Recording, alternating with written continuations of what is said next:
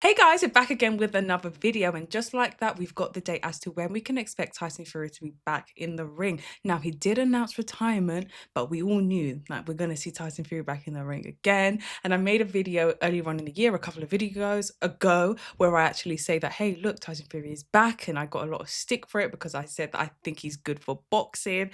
And look, April the 11th, it's happening.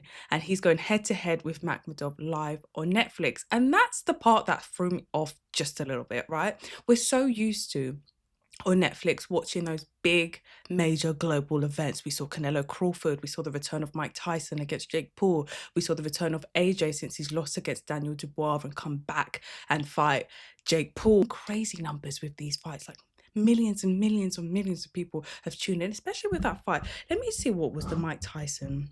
Wow. Some people tuned into Canelo Crawford. Oh, Canelo Crawford was 41 million viewers globally. Crazy numbers.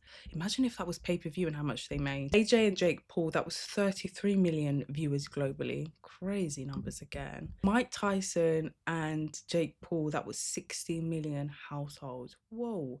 Peaking at 65 million concurrent streams. Nearly 50 million households globally tuned in. I've noticed the most about all of that is the fact that many people who maybe wouldn't tune into boxing as so much, they will tune into those fights and they'll watch it. And let's be honest, with something like a platform like Netflix, right?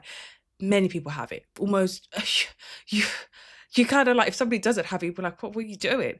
Everybody's pretty much got a Netflix account. Many people don't, but majority of people have a Netflix account.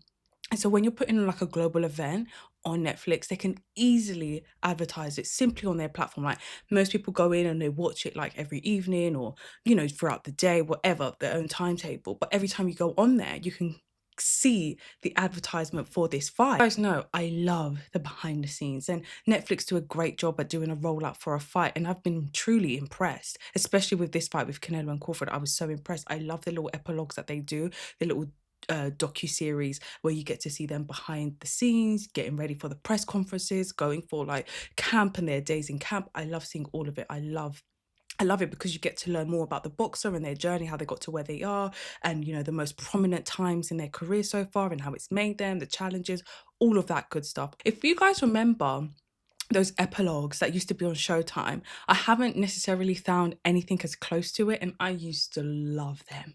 Those epilogues on Showtime were 10/10. They were incredible. I made a video about it and I posted it on TikTok, and so many other boxing fans agreed. Like, we will miss it. So one of the closest things that I have found that's somewhat close to it is that docuseries that Netflix do. Now, the reason why it caught me off guard was simply because, let's be honest, Tyson Fury going into the ring with Makhmudov, that's a tune-up fight. He's been out of the ring for what, over a year? Well over a year now. So it's a tune-up fight. And for it to be put on Netflix, two things that I think of, and two things that I would imagine many boxers actually want right now. Number one, they want to be able to be put on a world level stage where they know that many people all over the world are going to watch them. And fair enough, because you've got the talent, you want people to see you put on the best performance and to show what you're all about. I totally get it. And number two, payday. As soon as I saw the announcement and I saw that it was on Netflix, the only thing that I thought was payday. And you know what? Tyson Fury is minted. Like, he's got a lot of money. And I knew it when I watched his docuseries on Netflix and he was talking about his wife and he said, yeah, I'm just going to buy an airport. That's when I knew, yeah, you've got too much of it. So much of it. But I generally think, like, someone like Tyson Fury, I think he just loves to fight.